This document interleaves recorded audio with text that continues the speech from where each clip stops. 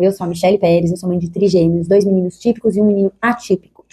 E sou a criadora da jornada Rotina Divertida em 21 dias. E hoje eu quero te mostrar que existe um caminho para você viver a infância dos seus filhos com mais leveza e mais conexão no meio da sua rotina. E ele começa quando a gente entende que o caminho mais fácil e mais eficaz para se conectar novamente com os nossos filhos é entender a linguagem que eles falam. Porque criança não senta para conversar com você. A criança brinca. A criança se expressa nas brincadeiras, ela processa as emoções brincando e ela entende o mundo por meio dessa forma de exploração, guiada pela curiosidade dela. Brincar é o idioma da infância. E a boa notícia é que para você falar esse idioma, você não precisa voltar a brincar como uma criança. Você só precisa reaprender a escutar essa linguagem. E é isso que eu vou te mostrar hoje. Mas antes da gente entrar nos pilares do método Janela, que é o motivo pelo qual você está aqui hoje, eu quero te apresentar 2 conceitos que são muito simples, mas eles são muito poderosos. E que eles podem mudar completamente o jeito como você enxerga o dia a dia com seus filhos. E se você entender só isso que eu vou te mostrar agora, esse encontro já vai ter valido a pena com certeza. Então vamos lá pro primeiro conceito, tá? A palavra brinquedo só existe na cabeça dos adultos. Na cabeça da criança não existe isso de isso aqui é brinquedo e isso aqui não é. O que existe na cabeça da sua criança é: isso é muito interessante. E isso aqui é completamente sem graça.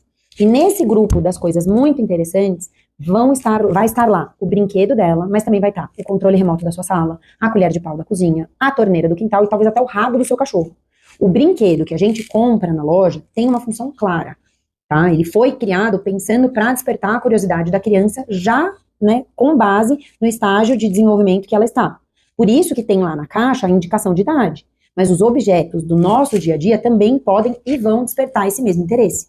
E isso é ótimo, porque isso significa que o mundo inteiro está disponível para a sua criança aprender, para ela explorar e aprender. Só que muitas vezes a gente passa o dia inteirinho impedindo que ela explore. Esse é o primeiro conceito, guarda que depois a gente volta nele. Conceito número 2, criança brinca o tempo todo. Essa é uma frase que eu preciso que você grave com força na sua cabeça. Então grava aí, meus filhos brincam o tempo todo, mesmo quando não parece. Sabe por que eu tô falando isso? Porque explorar um objeto, interagir com alguém ou testar como alguma coisa funciona, isso é uma forma de brincar. Brincar é a forma como a sua criança entende o mundo. É o cérebro dela tentando responder a uma pergunta que nem foi feita em voz alta. Ela não sabe que ela tem essa pergunta, mas o cérebro dela tá mandando ela responder. E a gente, como adulto, coloca as interações da nossa criança em caixinhas separadas, para nossa conveniência. Então a gente fala que agora é hora de comer, agora é hora do banho, agora é hora da brincadeira, agora é hora de passear de carrinho. Mas para a criança, tudo isso que acontece no dia dela são oportunidades de explorar, de testar e de interagir. Então tudo para ela pode ser uma brincadeira. E quando a gente entende isso, tudo muda. Porque você não precisa, primeiro, ficar parando o mundo para criar momentos especiais com seus filhos. Você só precisa aprender a reconhecer esses momentos que já estão ali, acontecendo na rotina. E usar esses momentos como janelas de conexão, como oportunidades de aprendizado, e como oportunidades para fortalecer o vínculo entre vocês. Então, chega de terminar o dia se sentindo culpada por não ter conseguido aproveitar o tempo com os seus filhos. Mas antes da gente entrar no método Janela, eu acredito que é muito importante eu te contar um pouquinho a procedência dele. Como eu já disse para vocês, eu sou mãe de trigêmeos, 2 meninos típicos e um atípico. Para quem não sabe, atípico é o termo que a gente usa quando uma criança se desenvolve de uma forma diferente das demais crianças da mesma faixa etária dela. Seja na fala, seja na forma de se comunicar, ou no comportamento, ou nas interações sociais, na coordenação motora, ou na maneira em que ela consegue aprender as coisas, tá? Essa diferença no processo de desenvolvimento pode também acontecer por vários motivos. E no caso desse meu filho, essa diferença no processo de desenvolvimento dele aconteceu por conta de um diagnóstico de paralisia cerebral, que nada mais é do que uma lesão no cérebro que pode acontecer antes do parto, durante o parto ou depois do parto. E foi uma lesão que foi causada por conta da prematuridade extrema, né, que é uma das intercorrências que podem acontecer quando o bebê nasce prematuro, ou seja, prematuro extremo no caso deles, né, ou seja, antes da gestação completar 28 semanas. Os meus filhos nasceram com 26 semanas, eles pesavam assim 900 gramas, menos de 1 quilo na verdade, cada um era 900 e 885 gramas. E aquilo foi um susto enorme pra gente só a gravidez, pensa, uma gestação sem nenhum tipo de tratamento, sem induzir a gestação, então era algo que na nossa cabeça não tinha probabilidade de acontecer. Foi realmente um choque pra gente. E aí, as primeiras semanas da gravidez foram correndo relativamente bem. Eu evitava os grandes esforços, mas eu não exagerava, assim, no repouso. Eu tava vivendo normal. Até que com 18 semanas eu comecei a sentir uma coisa estranha na minha barriga. Então, eu tinha almoçado com uma amiga, e aí, saindo do restaurante, eu sentia, às vezes, assim, uma necessidade de parar e segurar em alguma coisa. Eu não sabia que aquilo era uma contração. Então, eu cheguei em casa, deitei, mas essa sensação não passou até o final da noite. E aí, de noite, eu e meu marido resolvemos ir no pronto-socorro só pra garantir que tava tudo bem. E aí eles me examinaram e perceberam que o meu colo do útero estava curto. E suspeitaram também que eu estivesse com uma infecção urinária. Então eles decidiram que era o mais prudente, era me internar, e todo mundo acreditando que seria uma coisa rápida, até estabilizar esse quadro. E aí a gente entrou com medicação na veia, e eu coloquei um dispositivo que ajuda a manter o colo do útero fechado, e eu fiquei internada. E aí depois de uma semana a gente tentou tirar essa medicação que controlava as contrações, mas as contrações não paravam, e aí não foi possível me deixar ir para casa. E aí a única saída era permanecer internada até o final da gestação. Que no meu caso, né, a gente tinha ali uma meta que era de chegar entre 32, 33, 34 semanas. Então, a partir dessa 18ª semana, cada semana que a gente passava era uma vitória. E meu primeiro objetivo era chegar na marca de 22 semanas completas, porque só a partir daí a gestação, de fato, deixa de ser considerada um aborto tardio, para ser considerada um parto, ainda que seja um parto prematuro.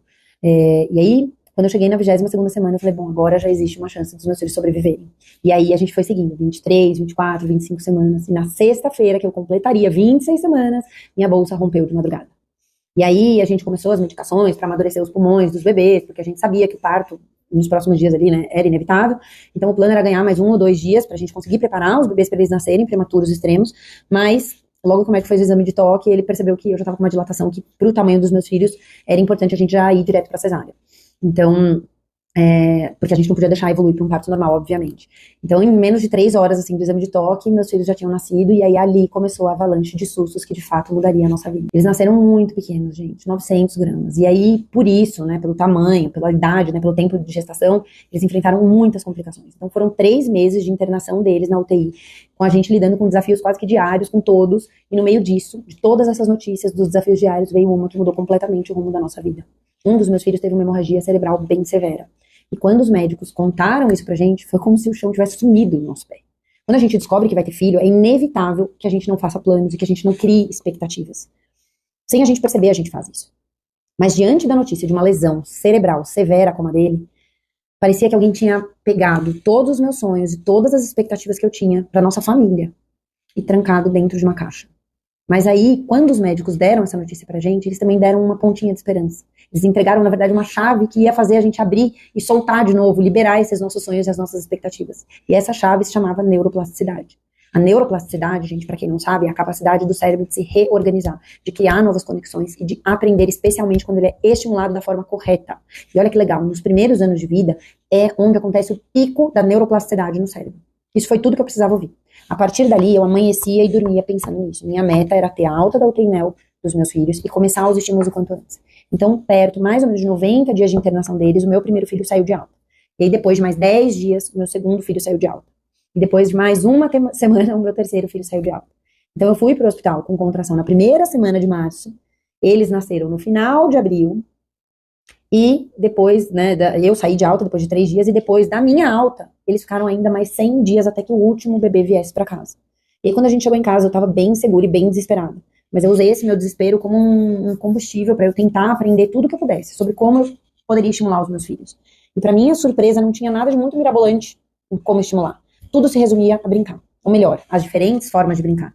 As crianças, típicas ou atípicas, aprendem e se comunicam e exploram o mundo brincando. E as terapias usam o brincar como ponte justamente porque é a forma mais eficiente de aprendizado e de conexão com a criança. E foi assim que eu entendi muito rápido que não tinha fórmula surpreendente para eles se desenvolverem. Eu tinha só que entender o que os meus filhos precisavam, em cada fase, para eu conseguir oferecer essas formas de brincar na rotina, né? E essas formas de se desenvolver ao longo do dia. E foi isso que eu fiz. E eu vi os meus 3 filhos respondendo a esses estímulos. E claro, muito mérito, óbvio, vai para a equipe médica, a equipe que fez, né, as intervenções terapêuticas com eles, porque a gente teve o privilégio de ter uma equipe maravilhosa. Mas quem faz terapia com os filhos sabe que isso é um trabalho conjunto. Com sorte, a gente tem horas semanais com os profissionais. E o restante dos estímulos, eles têm que ser feitos pelos pais, por quem tá com a criança todo dia, né, na rotina, do jeito que a gente sabe e da forma que a gente consegue. E era muito cansativo, com certeza. Né? Ser mãe, de modo geral, é muito cansativo, porque a gente se preocupa com muitas coisas, a gente se cobra por tudo, a gente se cansa demais. Mas no meio desse cansaço, eu tinha uma energia que ela era diferente. E aos poucos eu fui entendendo por quê. A nossa rotina, ela tinha muita função, né? Porque ela tinha um objetivo muito claro, de provocar os aprendizados, né? Mas esse objetivo, que era focado no desenvolvimento deles, também me trazia um pouco de reconhecimento, porque era muito claro para nós, para quem vivia com a gente, que o que a gente estava fazendo dava resultado, né? Como muitos aprendizados, muitos marcos de desenvolvimento dos nossos filhos não vinham sozinhos, como normalmente acontece com uma criança típica, a gente precisava provocar isso, né, nas interações da rotina, esse aprendizado. E aí, cada vez que essas novas conquistas chegavam, a gente ficava muito feliz, porque a gente tinha trabalhado muito para alcançar aquilo. Né? E esse é um ponto muito delicado da maternidade típica, porque a maioria dos marcos de desenvolvimento vão acontecendo naturalmente, e de uma forma tão espontânea que a gente nem percebe o que fez a gente chegar neles, né? E a gente nem sempre percebe que o que a gente está fazendo todos os dias contribui para aquilo acontecer. E aí a sua criança começa, por exemplo, fazer a pinça para pegar uma coisa pequena no chão, mas você não vai parar para analisar o quanto aquilo é significativo. Ele, né, você não precisa, que bom que você não precisa. Aí a sua criança começa a sustentar o tronco sentada, mas você não sabe realmente o quanto essa posição é determinante para a qualidade de vida dela no longo prazo, porque você não precisou aprender isso. E porque a maioria das mães não precisa saber desses detalhes, a maioria não percebe que muitas coisas estão acontecendo como deveriam, do jeito certo e como resultado de um trabalho que você está fazendo bem feito. Né? E isso a própria mãe não reconhece, quem está ao redor não reconhece. E isso gera uma dor muito real para a maioria das mães, da falta do reconhecimento. Porque a nossa sociedade tem o falho hábito de só mencionar o desenvolvimento infantil das crianças quando ele não acontece como era esperado. Aí vem um apontamento sobre o que a mãe fez de errado ou o que a mãe deixou de fazer. Ah, não está fazendo isso porque a mãe não fez aquilo. Né? Então, raramente alguém vai celebrar uma pequena conquista de uma criança atípica, né? Mães atípicas celebram, ela celebra o grande, mas ela celebra o pequeno, a gente aprende a celebrar, porque a gente sabe que as grandes conquistas só acontecem quando as pequenas estão acontecendo também. E essa forma de ver a rotina me ajudou muito a viver o dia a dia com mais leveza. Porque muitos dos nossos problemas da rotina, dos nossos desafios, na verdade, são sinais de crescimento, de desenvolvimento, de aprendizado. E para mim ficava muito claro, porque muitos pais e muitas mães viviam a rotina com mais peso do que a gente. Né? Porque ter essa perspectiva de um desenvolvimento atípico é duro, mas ele também traz pra gente o entendimento de que existem dois tipos de desafios na maternidade, na rotina, né, dos pais, que são os desafios reais e os bons desafios. Um bebê que não engatinha com 2 anos é um desafio real. É um desafio que deixa a mãe sem dormir. O bebê que aprendeu a andar bem cedo e por isso ele não para quieto e a mãe tem que andar atrás dele o dia todo e ele mexe em tudo, isso é um bom desafio.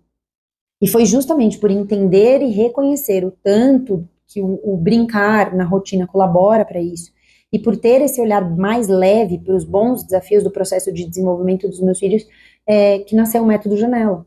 Ele é a base da jornada da rotina divertida, mas ele não tem nada de mirabolante. Ele é só uma sigla simples, fácil de memorizar, pensada para te ajudar a identificar e aproveitar melhor as oportunidades naturais da rotina para se divertir e se conectar com os seus filhos.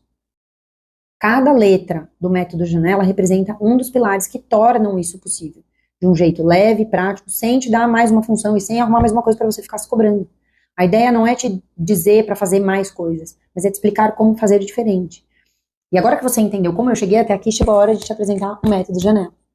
Então eu vou te explicar o que é cada um dos pilares, e aí em cada um deles eu vou te dar exemplos dos erros mais comuns que os pais cometem, e como você pode evitar esses erros ou ajustar, caso você perceba que isso também esteja acontecendo na sua casa, ok? Então, vamos lá. Agora a gente vai começar a falar um pouco sobre os pilares, e aí uma coisa muito importante é que eu vou compartilhar com vocês um material aqui, que depois vocês vão receber. Quem tiver no grupo do WhatsApp vai receber. Se você não tá no grupo do WhatsApp, aproveita, clica no link aqui embaixo, entra no grupo do WhatsApp para garantir que você vai receber esse material quando a gente terminar esse nosso encontro, tá bom? Foca agora em entender os conceitos, e aí tudo vai estar anotado depois nesse material. Então, depois com calma você vai poder voltar e olhar tudo. Mas a ideia agora é você prestar atenção no conteúdo principal, tá bom? Como eu acho que já ficou claro para todo mundo aqui, os pilares formam a palavra janela. E aí a ideia de você justamente decorar essa palavra, lembrar dos pilares, te ajudar a lembrar dos pilares para você conseguir manter esse conceito em prática na sua rotina. Eu não vou começar os pilares pelo início da palavra janela. E conforme eu for explicando, vocês vão entender o porquê, tá bom?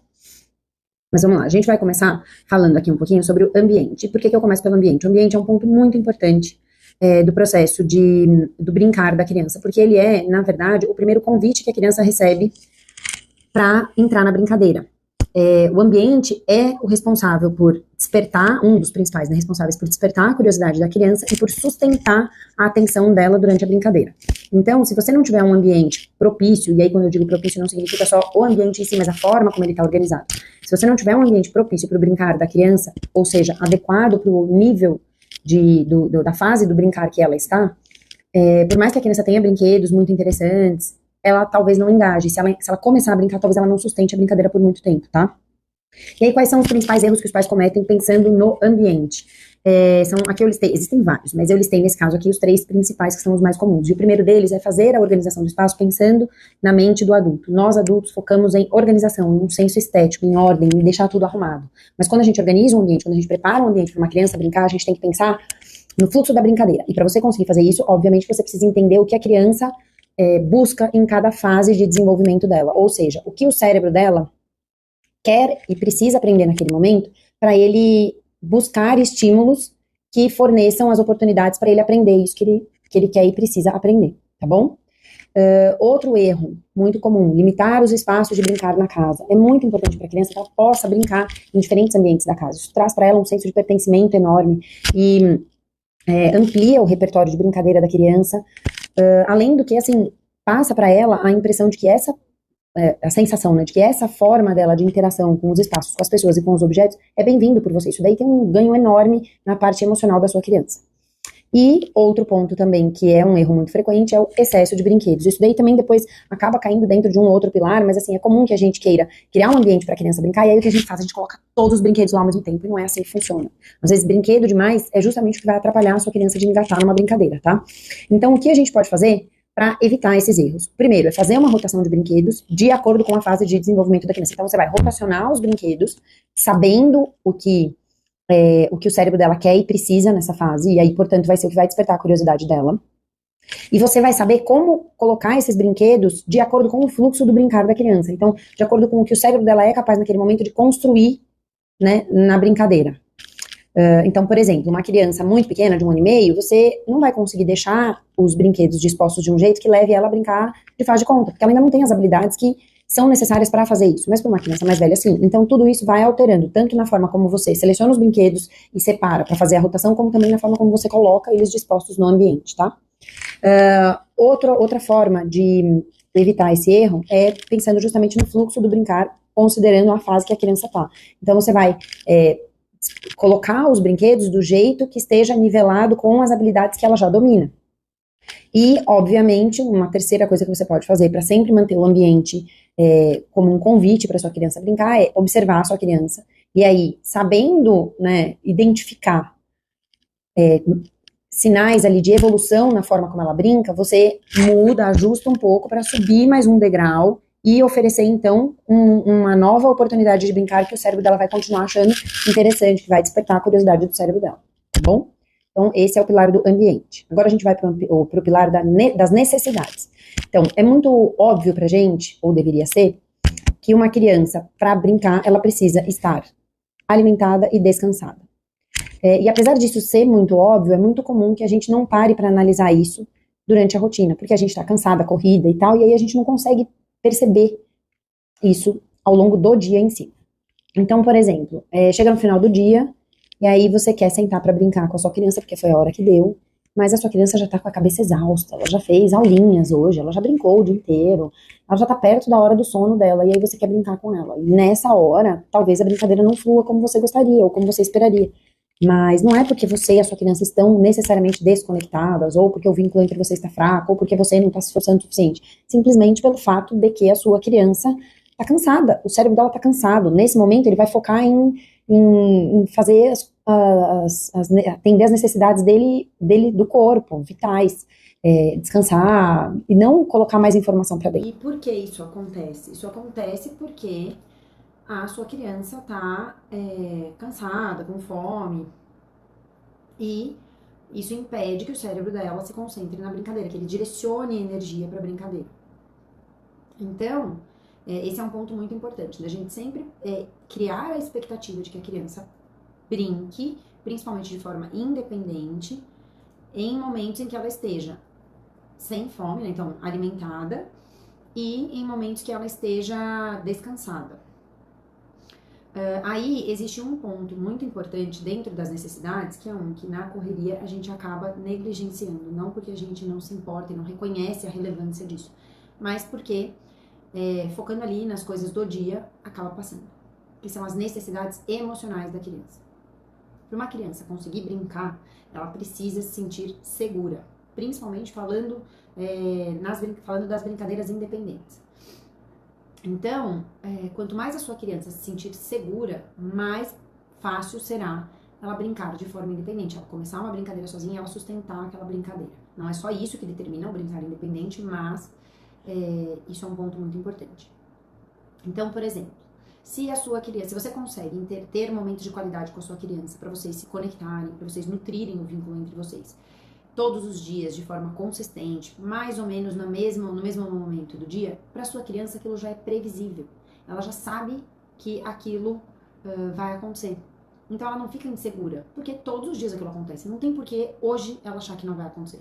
Agora, se aquilo acontece sem previsibilidade, hoje você senta com ela, daí durante 2, 3, 4 dias você tá muito ocupada, ou você não tem uma rotina que é muito constante e certa e previsível, né? Um dia você chega às 5 horas da tarde na sua casa, outro dia você chega às 9, outro dia você chega às 3, outro dia você chega às 11 e tal, e a criança não tem aquela previsibilidade, isso traz insegurança para ela, e aí ela não consegue brincar, principalmente brincar sozinha, de forma independente. E aí essa criança vai ficar muito apegada a você, e nos poucos momentos em que vocês estão juntos. Por quê? Porque na cabeça dela, se ela sair de perto de você, ela provavelmente vai te perder de novo, e sabe quando você vai aparecer de novo para ela. Então, pela falta da previsibilidade, da consistência, isso traz insegurança para ela e impede que ela brinque. Então,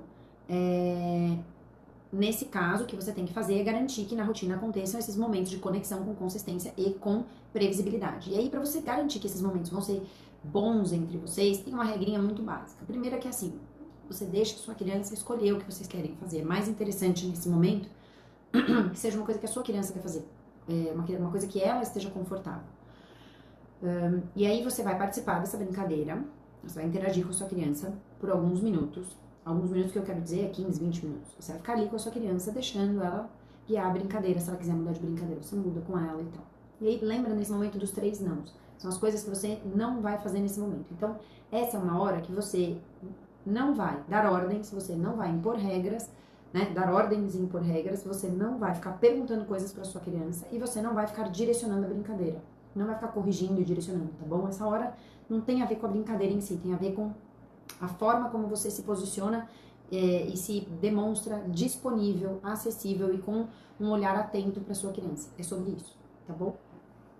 Bom, agora a gente vai falar sobre os estímulos adequados.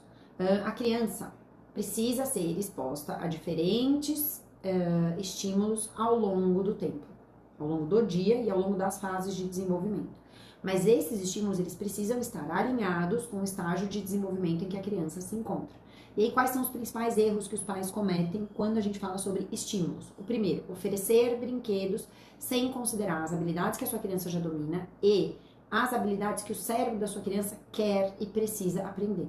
Entender o que o cérebro da sua criança quer e precisa aprender em cada fase, que é, no caso, o que vai direcionar o cérebro dela para prender a atenção em uma coisa e não prender a atenção em outra, não despertar a curiosidade, é a grande chave para você conseguir adequar os estímulos à fase em que a sua criança está. E aí um erro que é paralelo a esse é o de dar brinquedos ou muito acima, muito avançados para sua criança ou muito simples. Então, se você dá um brinquedo muito avançado, a criança não tem as habilidades necessárias para brincar. Ela se frustra e ela não consegue brincar. E se você dá um brinquedo muito simples, você está dando um brinquedo que o cérebro dela já aprendeu aquilo. Então, ele não vai ficar curioso, ele não vai ter interesse em explorar. Pelo menos não do jeito principal da criança, o principal do brinquedo, do objetivo principal do brinquedo. Um ponto interessante aqui, abrir um parênteses, de brinquedos abertos, que são brinquedos que permitem várias formas de brincar, é que eles dificilmente têm esse lado de ser o brinquedo ou muito simples ou muito complexo. A criança, por ter essa liberdade de brincar, ou de explorar o brinquedo, de interagir com o brinquedo de diferentes formas, a criança adequa a forma como ela vai explorar o brinquedo ao nível das habilidades que ela já domina, tá bom? Então isso é bem legal também de entender, de tentar entender para você conseguir facilitar as oportunidades de brincadeira da sua criança e a sua interação com ela. E aí, como você faz para evitar que esses erros aconteçam? Você precisa entender essas fases do brincar da criança. Então, o que cada fase representa em termos de o que desperta a curiosidade do cérebro dela, quais habilidades ela já tem que dominar em cada uma dessas fases para brincar de determinada brincadeira. E aí você precisa treinar o seu olhar para você conseguir fazer isso muito rápido. E parece uma coisa assim, nossa, meu Deus, um treinamento, mas não é. A partir do momento que você entende quais são as habilidades que cada fase já tem e quais são as habilidades que a criança quer evoluir, o cérebro da criança quer evoluir a partir dali, fica muito claro para você, fica muito óbvio para você o que precisa acontecer, tanto na rotina quanto nas brincadeiras, para sua criança continuar se desenvolvendo, tá bom? E obviamente, à medida que você entende as diferentes formas de brincar e como os acontecimentos da rotina, que vão além dos brinquedos e além das brincadeiras, né, podem também suprir essas necessidades, também sendo diferentes formas de brincar, você consegue trazer para sua criança mais estímulos adequados, também na rotina, não só nos momentos com os brinquedos, tá? Bom, aí agora que eu já falei desses 3 primeiros pilares, que foram o ambiente, as necessidades atendidas e os estímulos adequados, a gente vai fazer um parênteses para eu compartilhar com vocês um pouco da minha experiência. Em um dado momento eu tinha, com meus filhos mais ou menos com 3, 4 anos, eu tinha muito claro para mim esses 3 pilares, esses três pontos muito importantes. Mas eu não tinha os outros 3 pilares que eu vou apresentar para vocês agora. E aí, porque eu não enxergava esses outros 3 pilares, a importância deles com muita clareza, eu conseguia perceber que ainda estava faltando alguma coisa na nossa rotina, para ela ficar equilibrada, para ela ficar leve para mim e para os meus filhos desenvolverem habilidades que eram muito importantes para a construção de uma vida futura independente, com autonomia e etc. E como eu percebia isso? Na rotina. Os meus filhos, eles não começavam nenhuma brincadeira sozinhos. Eu sempre tinha que ser a pessoa, o agente que provocava o início da brincadeira. Eles não permaneciam brincando sozinhos. Eu tinha sempre que entrar no meio da brincadeira para continuar. Eles não fluíam. E eles dependiam de mim para tudo, não só para as brincadeiras, para tudo. Tudo eles me chamavam, tudo eles me pediam, tudo era mãe, mãe, mãe, mãe, mãe. E aí, com isso, eu não conseguia ter nem um pouquinho de respiro na minha rotina. Eu não tinha nenhum espacinho ali com um pouquinho de independência e autonomia para Michelle voltar a existir. E aí, com isso, eu ficava mais frustrada, mais cansada, mais sem paciência, e aí isso aumentava cada vez mais a minha culpa e a minha necessidade de se cobrar, né? De fazer mais e mais e mais e mais e mais. Então, assim, nesse ponto eu tive que parar e reavaliar algumas coisas, e aí eu entendi o que estava faltando, que era muito óbvio, mas eu não tinha percebido até então, e que são coisas que vão muito além do brincar, são muito mais amplas do que só o brincar, a rotina do brincar, as diferentes formas de brincar, a importância de cada brinquedo, a importância de cada habilidade dentro do brincar, né? E aí é o ponto em que eu entro agora e apresento para vocês os outros 3 pilares. O primeiro pilar é o da jornada diária. Em um dado momento eu tive que realmente desconstruir a ideia de que o brincar é um evento isolado, que depende de brinquedos específicos, que depende de brincadeiras planejadas, que depende de atividades elaboradas, né, e super cheias de detalhes, de recursos. O brincar, quando a gente entende que o brincar é muito além disso, tudo fica muito mais fácil, muito mais leve. E aí era um erro que eu cometia, né? Eu pensava que o brincar só acontecia quando os meus filhos estavam com um brinquedo na mão. E eu ficava esperando os momentos ideais da rotina. Eu separava em blocos, assim, os momentos para eu poder sentar e eu brincar com eles e tal. E direcionar e etc. E eu separava demais a brincadeira da rotina. Eu não tinha ainda esse olhar claro de que o brincar se arrasta na visão da criança para a hora da refeição, que o brincar se arrasta para enquanto ele está se vestindo, que o brincar se arrasta para a hora que ele está dentro do carro, né? E isso foi uma virada de chave para mim. A hora que é muito óbvio isso, mas assim, realmente isso precisa estar muito enraizado na sua cabeça para você conseguir enxergar isso com muita naturalidade. E aí, como acontece essa mudança para você evitar que você também tenha esse olhar errado que eu tinha até meus filhos terem 3, 4 anos?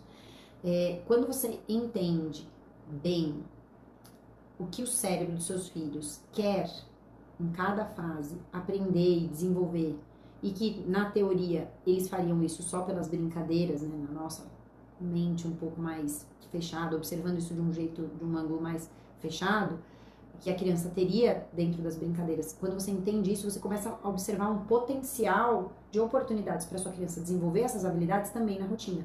E aí, quando você enxerga esse potencial, você entende como você pode usar a rotina a seu favor para provocar mais momentos de desenvolvimento na sua criança, para se conectar com a sua criança, usando momentos da rotina que não necessariamente são brincadeiras, mas que são mais convenientes, inclusive para você se conectar e nutrir esse vínculo com a sua criança, e para você estimular a sua criança de um jeito divertido, sabe?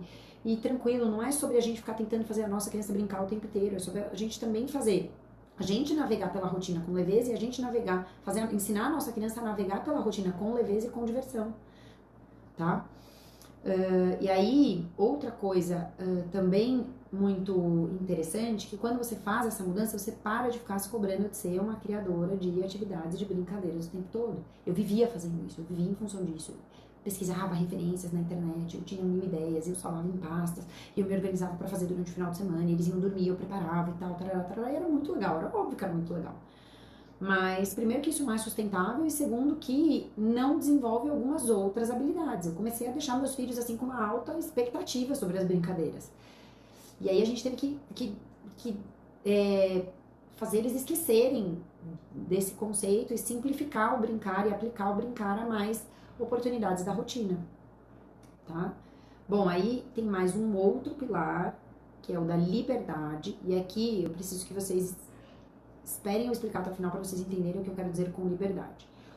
Nós adultos precisamos diminuir o controle e dar um pouco de confiança para os nossos filhos.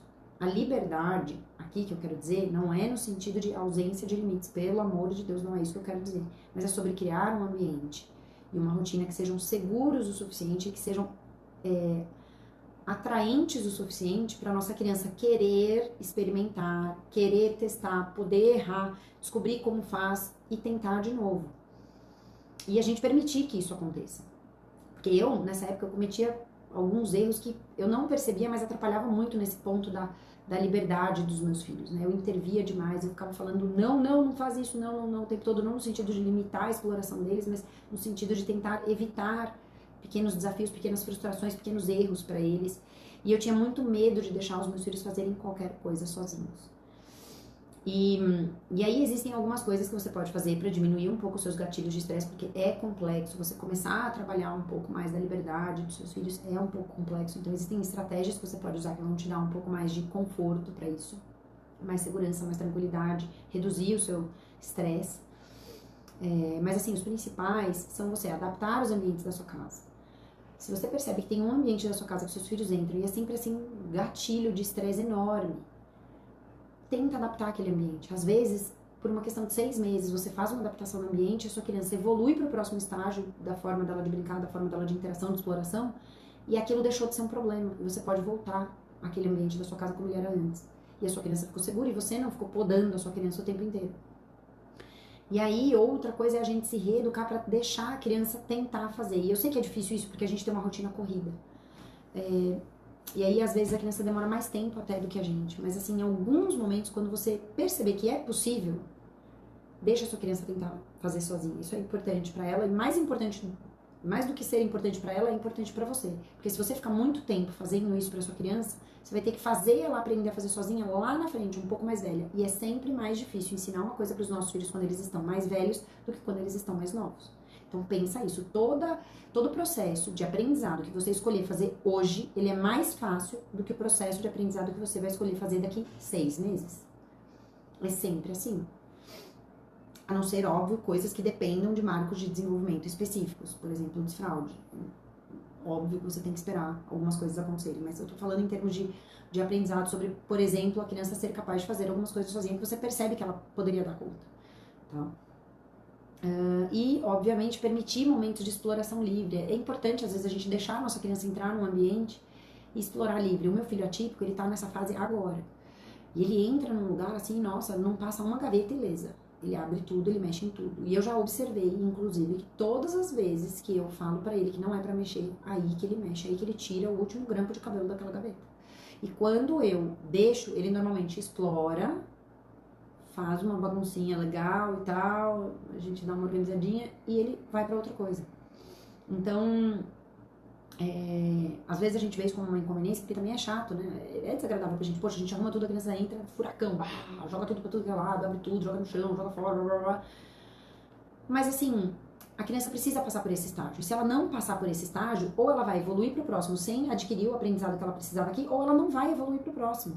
Então você precisa passar por esse estágio, você precisa aceitar que a criança precisa passar por alguns estágios. E aí, óbvio que você pode direcionar isso para que sejam aprendizados dentro da sua zona de conforto, dentro do que é cômodo para você. E aí, por exemplo, um dos exemplos é adaptar os ambientes da casa.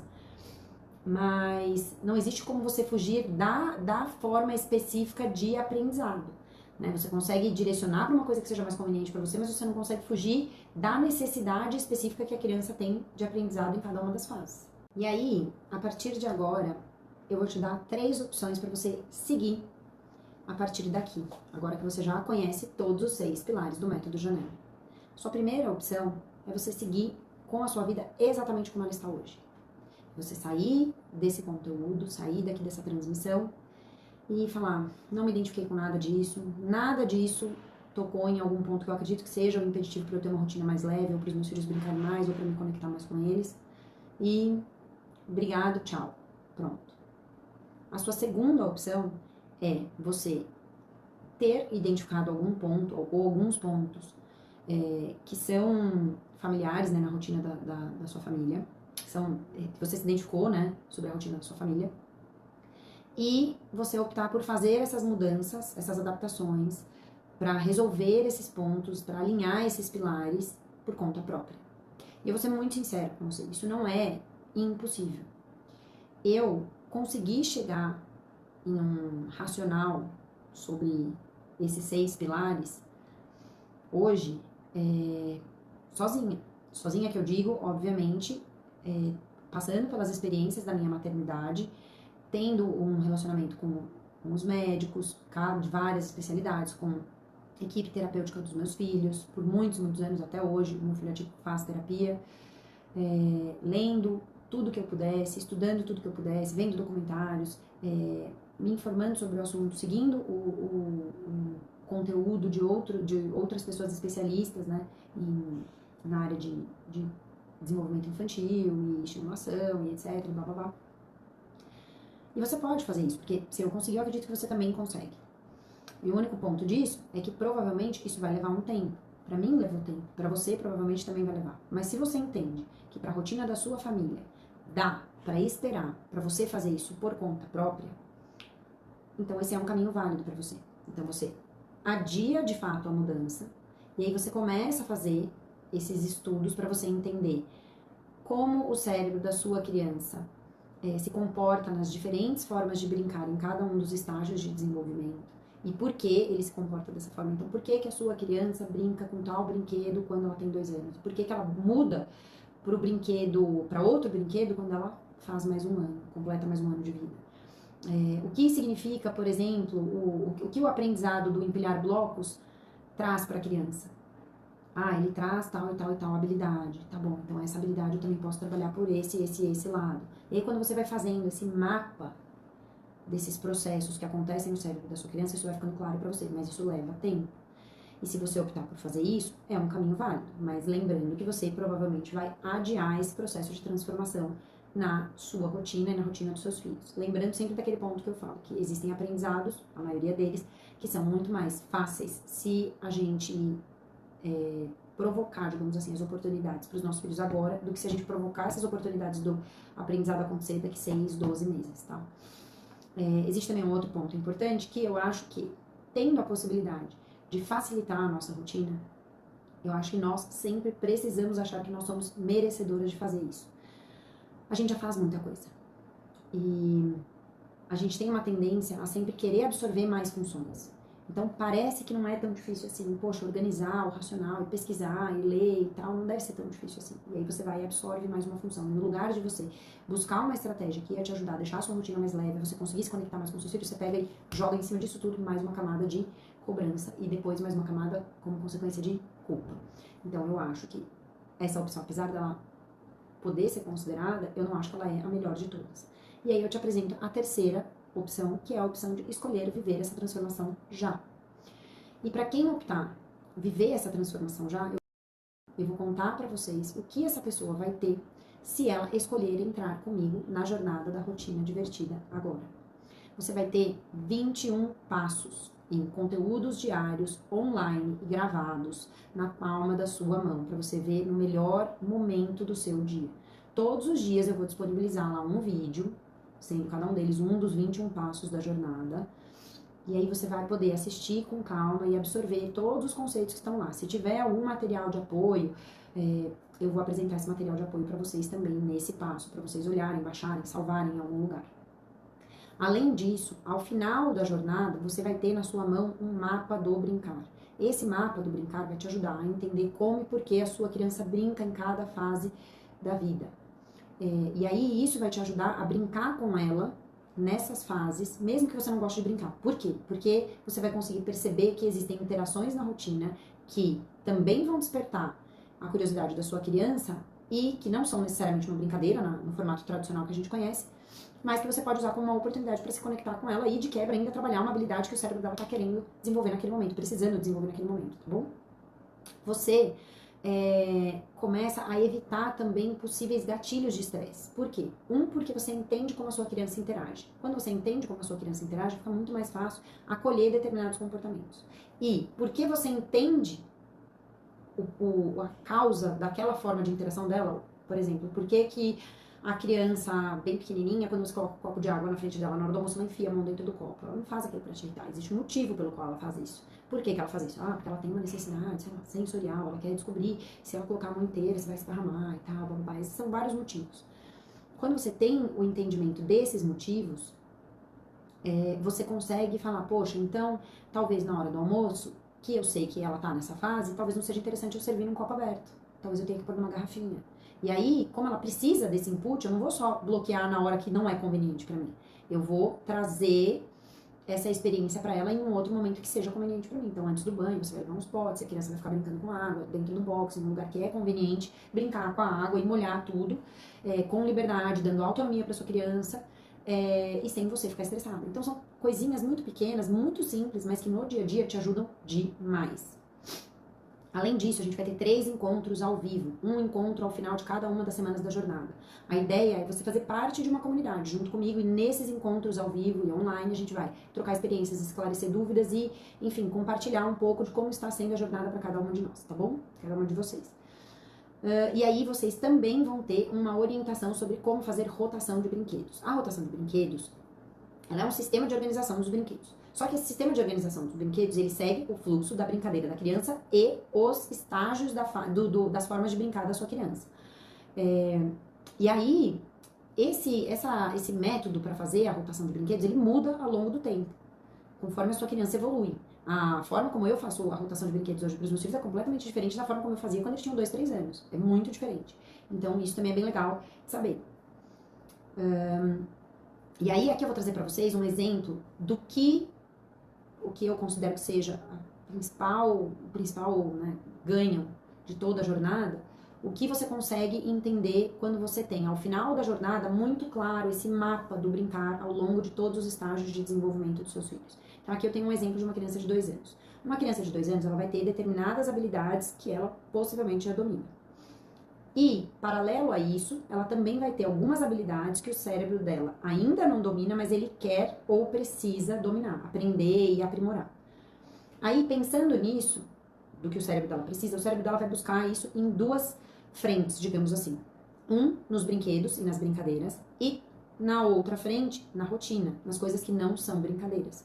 Quando você tem, claro, também esses exemplos, essas 2 frentes da forma como o cérebro dela vai obter esse mesmo estímulo, essa mesma possibilidade de aprendizado, você consegue criar muito mais oportunidades na rotina, você consegue se conectar com a sua criança, porque você sabe que vai prender a atenção dela, que vai despertar a curiosidade dela, que vai ser legal pra ela. Então você chama ela pra fazer determinada coisa da rotina, do dia a dia com você, que tá nivelado ao estágio dela das formas de brincar. E você consegue, obviamente, organizar os brinquedos e propor brincadeiras de um jeito que esteja alinhado com o fluxo da mente, de como a brincadeira acontece na cabeça dela, tá? Aí, uma coisa interessante que você também tem dentro do mapa do brincar, é que você vai conseguir perceber quais são os bons desafios. Lembra daquilo que eu falei lá no começo? Dos desafios reais e a diferença disso para os bons desafios? Eu não tô falando que os bons desafios da rotina não cansam. Cansam.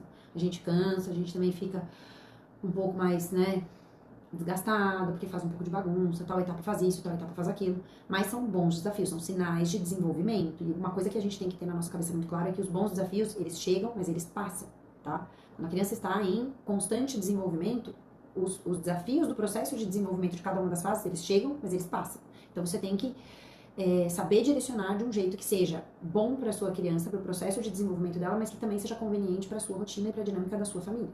E aí, esse é o lado legal do mapa do brincar. Eu já pontuo ali quais são os bons desafios, para você saber o que esperar e o que você precisa fazer para se preparar para evitar alguns gatilhos de estresse na sua rotina. E como cada uma dessas fases reflete na rotação de brinquedos. Não adianta só entender como fazer rotação de brinquedos e não saber fazer essa rotação de brinquedos de acordo com a evolução da sua criança, tá? Por que essa jornada ela é diferente? Porque a ideia aqui não é adicionar mais uma obrigação na sua vida. Na verdade, a ideia aqui é exatamente o contrário, é descomplicar o que já existe. Não é para você sair daqui com a obrigação de ficar criando brincadeiras, nem aprender a brincar com seus filhos. É sobre você enxergar oportunidades de diversão e de conexão na rotina. Você perceber que o brincar e o desenvolvimento e as oportunidades de fortalecer o seu vínculo com seus filhos não são separados dos eventos da rotina. Essa jornada vai te treinar o olhar para você identificar essas janelas de oportunidade da rotina para se conectar com os seus filhos. De um jeito mais fácil, mais descomplicado. Não tem que ser difícil, gente. Não tem que ser difícil para ser mais leve para você e nem mais divertido para os seus filhos. E você vai realmente entender que brincar não está separado da rotina. E aí você vai parar de se culpar. Porque, meus filhos não brincam, meus filhos, nossa, não fazem nada, eles só fazem isso, isso e isso, eles gostam de ficar fazendo essas coisas. Então, nossa, hoje eu nem sentei e brinquei com eles, a gente só ficou fazendo tal e tal e tal coisa da rotina. Às vezes vocês, na cabeça dos seus filhos, às vezes vocês brincaram, mas você tá se cobrando de brincar com eles porque na sua cabeça isso tá separado na rotina, tá? E para quem é essa rotina? Essa rotina é para mães, para pais, para avós, para cuidadores, porque tudo que eu apresento aqui é aplicável para crianças, né? Para crianças e pode ser aplicado tanto pelo pai, quanto pela mãe, quanto pelo avô, quanto pela avó, quanto pelos cuidadores. Isso é muito importante. Esse entendimento era legal que todo mundo tivesse.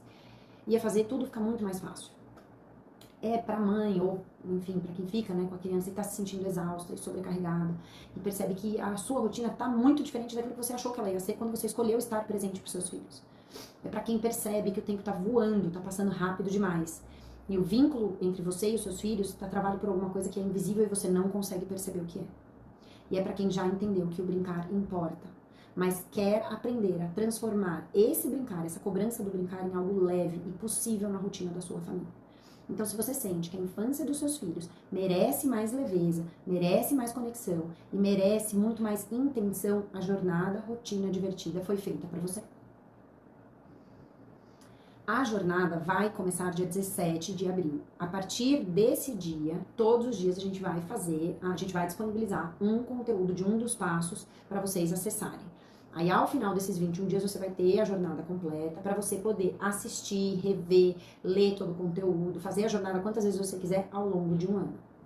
Para quem escolher entrar nessa jornada, você também vai levar 3 bônus. O primeiro bônus deles é um workshop para entender brinquedos que realmente valem a pena. Gente, existem muitos brinquedos que a gente compra que são brinquedos que limitam a exploração.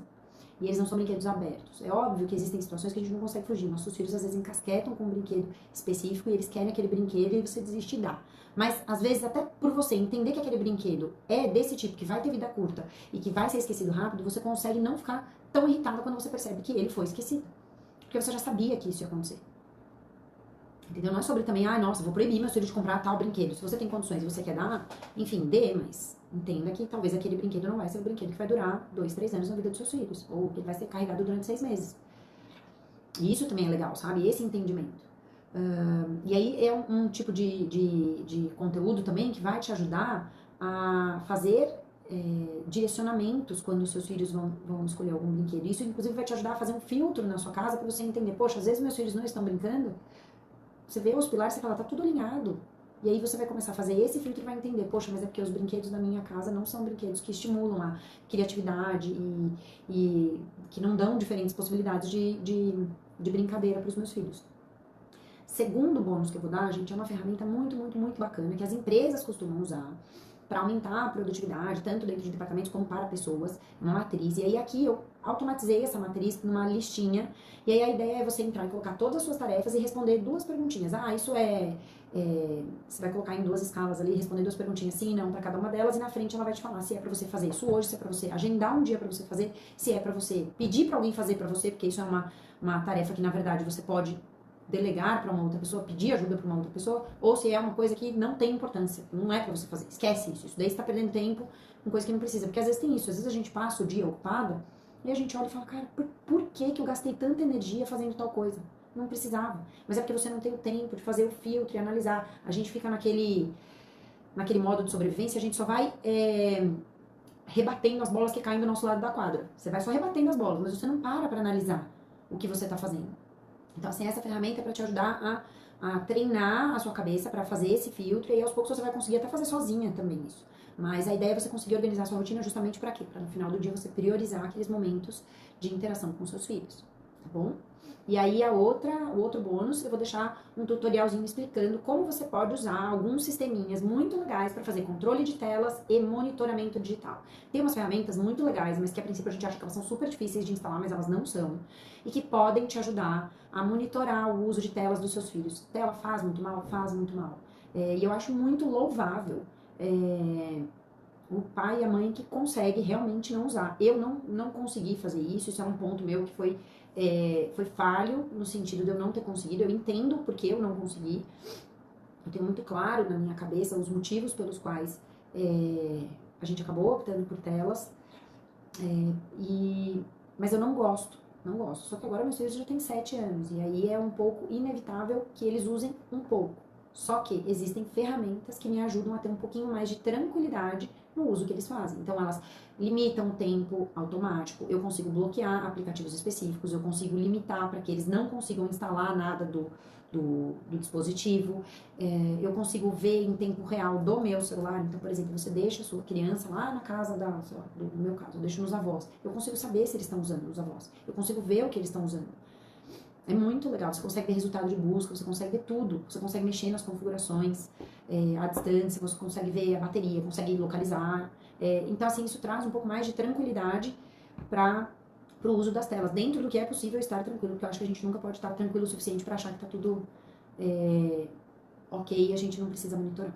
Tá bom? Mas você também vai ter esse bônus. E para as 10 primeiras pessoas que entrarem na jornada, a gente vai fazer também um encontro 1 a 1, só eu e essa pessoa. Então, isso é só para as 10 primeiras pessoas que entrarem na jornada. E a ideia é a gente entender quais são as características específicas da sua dinâmica, da dinâmica da sua casa, dos seus filhos e as suas, que você acredita que sejam muito específicas e que tornem impossível aplicar somente o que você vai ter na jornada. Ah, putz, pra mim isso não funciona. Ai, nossa, com os meus filhos a coisa é um pouco diferente. Putz, a dinâmica da minha casa é diferente disso, talvez não funcione. Nesses encontros, a gente vai entender juntas e a gente vai pensar juntas numa forma de adaptar a jornada para sua realidade, tá bom? Mas só para as 10 primeiras pessoas. Então, numa tentativa da gente fazer os nossos filhos brincarem, é comum que a gente vá numa loja de brinquedo e a gente pega e compra um brinquedo. Porque a gente viu na internet que esse brinquedo vai entreter a sua criança por mais horas. E aí você fala, poxa, então agora ele vai querer parar de ficar o tempo todo na frente da televisão, ou, nossa, agora sim ela vai começar a brincar de forma independente. Então você vai e compra o brinquedo. E passam 2 semanas, o brinquedo tá esquecido na sua casa. E você gastou, sei lá, 150, 200, 300 reais no brinquedo. Ou então, numa tentativa de se conectar com os nossos filhos, a gente vai e fecha um passeio pro final de semana. Porque você viu que o passeio vai ser incrível. E aí você fala, poxa, vai ser muito legal, vai ser muito gostoso. Acho que a gente vai se conectar, a gente vai ter um momento de qualidade juntos, vai ser incrível. E aí você chega lá e o caos da sua casa, da sua rotina e a desconexão entre vocês só mudou de endereço. Ou então, numa tentativa de criar memórias, a gente investe em viagens. E viagens, de fato, trazem sempre memórias muito boas, muito boas. Viajar é muito bom, gente. Quem não quer levar os filhos pra Disney? Todo mundo quer levar os filhos pra Disney. Porque é muito legal. E você provavelmente vai criar memórias lá. Com certeza. Mas a gente vai criar memórias por quê? Por 10 dias. E os outros 305 dias do ano? Eles também não merecem virar memórias? Sabe? E aí agora eu quero trazer para vocês um ponto que é o ponto para mim mais importante de todos, que é um custo que a gente tem que não dá para reembolsar depois. a gente percebe que já gastou, que é o tempo. Tem uma frase muito legal que eu gosto muito, que resume muito do que eu acredito. Ela fala assim: dê ao seu filho amor e tempo. O amor nutre a alma e o tempo nutre a relação. Gente, o tempo com os nossos filhos não volta. Na infância, os nossos filhos passam por tantos saltos de desenvolvimento que é uma questão assim de semanas ou meses para a gente já nem reconhecer mais alguns comportamentos neles. Oportunidades, às vezes, que a gente tinha de interagir com determinado comportamento, determinada fase, passam e a gente nem percebe. E aí, a gente tem que parar para analisar que esse período da infância com os nossos filhos, ele, na verdade, é o ensaio da relação que a gente vai ter quando eles forem adolescentes. Se a gente quer que os nossos filhos conversem com a gente com naturalidade, que eles confiem na gente, que eles gostem da nossa companhia e que eles se sintam confortáveis em estar perto da gente, a gente precisa começar a construir essa relação desde hoje. Essa relação não vai começar a ser construída com 13 anos, quando eles param de brincar e aí a princípio você fala, nossa, finalmente agora eles vão ter uma forma de interação que eu consigo, que eu sei fazer. Essa fase eu sei. Não é assim. Você pode até saber interagir com eles porque são coisas mais próximas da sua realidade de adulto. Mas você não construiu essa relação desde antes. Então a gente precisa entender que a linguagem de conexão e de aprendizado dos nossos filhos quando pequenos é o brincar. E se a gente ficar esperando os nossos filhos crescerem pra gente tentar entender como eles interagem, como eles se comunicam e como eles entendem o mundo, aí talvez seja tarde demais pra gente conseguir reconstruir isso. Então, no lugar de se perguntar quanto custa essa jornada, a gente tem que se perguntar quanto custa deixar passar mais um ano sem viver uma transformação na forma como eu me conecto com os meus filhos. Quanto isso vai custar pra você? Adiar essa transformação.